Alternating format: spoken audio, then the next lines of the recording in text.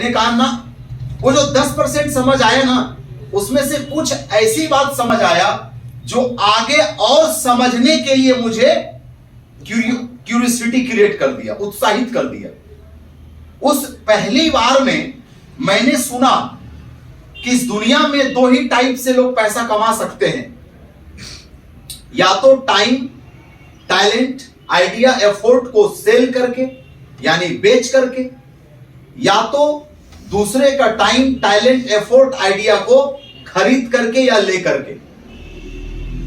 और दोनों में अमीर वही होते हैं जो टाइम कंपाउंडिंग करते हैं। यह शब्द पहला बार में मैंने सुना। जब यह बात मैंने सुना तो मेरी और इसके अंदर का इच्छा जग गया, इसके अंदर की और बातों को समझने का।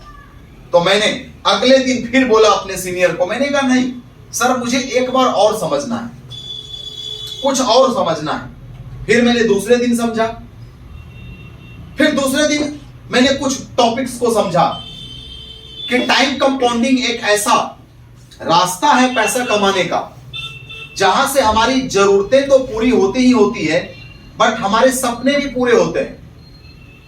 फिर मेरा और जानने का ललक जग गया कि भाई कैसा कैसा सपना पूरा होगा। फिर उन्होंने कहा कि आपका पारिवारिक सुरक्षा भी मिलेगा, और इस तरह से कर करके उन्होंने ऐसा ऐसा पॉइंट्स, टाइम कंपाउंडिंग के फायदे या ब्यूटी ऑफ कंपाउंडिंग क्या होता है, यह बात को मैंने जब वहां पर लर्न किया तो लगातार 3 दिनों तक मैंने सुना इस प्रोजेक्ट को। हर रोज ऑफिस में जाना, 8-8 घंटे तक समझना, काउंटर क्वेश्चन। मैंने अपने सीनियर से क्वेश्चन जब करना शुरू किया था तो बौछार लगा दिया, एक से एक क्वेश्चन।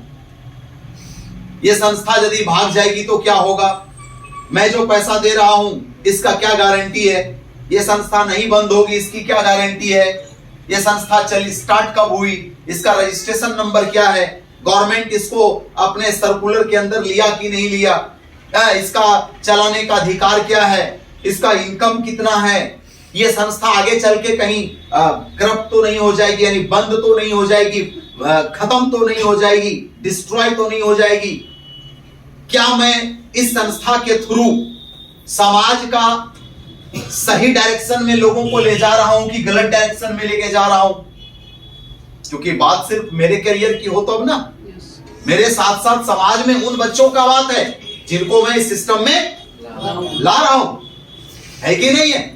भाई मुझे अपना करियर खराब करने का तो अधिकार है, लेकिन आपका करियर खराब करने का अधिकार तो मुझे नहीं, कि नहीं? ये इस बच्ची का करियर तो खराब करने का हक मुझे भगवान ने नहीं दिया।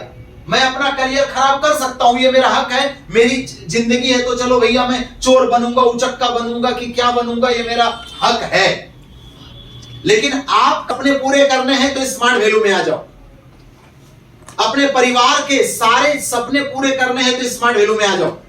देश विदेश घूमना है तो स्मार्ट वैल्यू में आ जाओ। अपनी गाड़ियां खरीदनी है तो स्मार्ट वैल्यू में आ जाओ। फ्लैट खरीदना है तो स्मार्ट वैल्यू में आ जाओ। देश विदेश घूमना है तो स्मार्ट वैल्यू में आ जाओ। माँ बाप को यदि तीर्थ यात्रा कराना है तो स्मार्ट वैल्यू में आ जाओ। बच्चों को अच्छे स्कूलों में पढ़ाना है तो स्मार्ट वैल्यू में आ जाओ। ये बात जो मैं कह रहा हूं किसी को, ये कितना सच है? कहीं ऐसा तो नहीं कि मैं किसी का करियर खराब कर रहा हूं? ऐसे तमाम क्वेश्चंस मैंने अपने सीनियर्स को पूछा, क्योंकि मुझे कोई भी काम को मैं जब शुरू करता हूं ना, तो उससे पहले मैं उनकी जड़ तक, गहराई तक समझता हूं। मैं अपने जीवन में एक फिलॉसफी लेके चलता हूं कि यदि मैं किसी का भला नहीं कर सकता तो मैं किसी का बुरा भी ना करूं। मेरे जीवन का फिलॉसफी है। मैं किसी का अच्छा ही नहीं कर सकता तो बुराई भी ना करूं। तो मैंने देखा कि यदि मैं स्मार्ट वैल्यू में आता हूं तो मैं तो पढ़ाई करूंगा ही करूंगा, बाकी औरों को मुझे पढ़ने के लिए कहना है तो पहले मैं तो ये समझ जाऊं कि मैं खुद सही डिसीजन ले रहा हूं या नहीं। तो कोई भी चीजों को समझने के लिए दो आधार है। एक तो लॉजिकल डेटा के आधार पर आप चीजों को समझ सकते हैं, जो आपका लॉजिक ब्रेन ये तय करता है कि ये सही है या गलत है, और एक है रियलिटी के आधार पर, प्रिंसिपल के आधार पे, सच्चाई के आधार पे, ट्रूथ के आधार पे। तो मैंने आज से 18 साल पहले स्मार्ट वैल्यू में जब एंट्री किया तो मैंने बहुत सारे डेटा को एनालाइज करने की कोशिश किया, बहुत सारे प्रिंसिपल पे एनालाइज किया, और बहुत सारी वैल्यूज को मैंने महसूस किया। मैंने देखा कि मैं स्मार्ट वैल्यू में जब आ रहा हूं तो एक स्टूडेंट को जब मैं ज्वाइन कर रहा हूं, पहले अपनी बात कि मैं जो ज्वाइन कर रहा हूं मुझे मिलेगा क्या।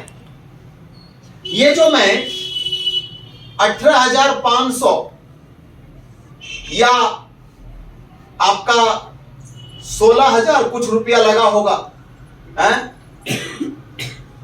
आईटी स्मार्ट के लिए, या 18,500 लगा होगा स्मार्ट कॉमर्स के लिए, या जो भी हेल्थ पैकेज आपने जो कुछ भी लिया है, जो कोई पैकेज आपने लिया है उसके लिए कुछ अमाउंट्स आपको लगा है। तो इसमें से आपने देखा कि आपको कितने तरह का बुक्स मिला है। आप लोग यदि एजुकेशन से, कौन कौन है एजुकेशन से यहां पर एडमिशन किया हुआ, हाथ खड़ा कीजिए। एजुकेशन से, हाँ, मोर पीपल्स जो है एडमिशन किया आपने एजुकेशन से। क्या नाम हुआ आपका? My name is Swati. Swati. Swati, मुझे आप ये बताओ बेटा कि आपको क्या क्या मिला? बुक्स मिला और बैग्स मिला, सीडी डीवीडी ये सब। उसमें कैटेगरी बता सकती हो क्या क्या कैटेगरी का बुक मिला? सर जैसे कि फिजिकल डेवलपमेंट, माइंड डेवलपमेंट ये सब का याद नहीं आ रहा। ठीक है, थैंक यू, बैठ जाइए। जोरदार ताली होना चाहिए स्वाति। स्वाति, सबसे पहले आपको बुक मिला है यहां पर टेक्निकल एजुकेशन का। टेक्निकल एजुकेशन का मतलब टेक्नोलॉजी, मतलब कंप्यूटर जो कोर्स आपने लिया है हमारे यहां पर। सपोज दैट आपने कौन सा कोर्स लिया है स्वाति? Smart commerce. तो आपको जो है स्मार्ट कॉमर्स का जो है बुक मिला है, जिसमें कि सबसे ज्यादा बुक बिजनेस अकाउंटिंग का मिला होगा। बिजनेस अकाउंटिंग का तो पहला तो आपने ये पैसा दिया टेक्निकल कोर्स करने के लिए, यानी कंप्यूटर सीखने के लिए, तो आपको ये मिला। फिर जब आप और बुक्स के ऊपर नजर डालेंगे तो देखेंगे आपको जो किताबें दी गई है ना, उसमें एक किताबें दिया गया है मोरल रिस्पॉन्सिबिलिटी का। यस और नो? तो हम बच्चों के अंदर में मोरल एजुकेशन भी देते हैं, इसको बोलते हैं मोरल वैल्यूज को डेवलपमेंट करना। आज किसी भी स्कूल कॉलेज के अंदर में एकेडमिक एजुकेशन तो बहुत हाई कर दिया जाता है, मगर इंसानों का तब तक वैल्यू मार्केट में 1,50,000 2 लाख नहीं बन पाएगा जब तक उसकी मोरल वैल्यू नहीं बने। समझा पा रहा हूं? अंडरस्टैंड कर पा रहे हो? थोड़ा जोर से बोलो, कर पा रहे हैं?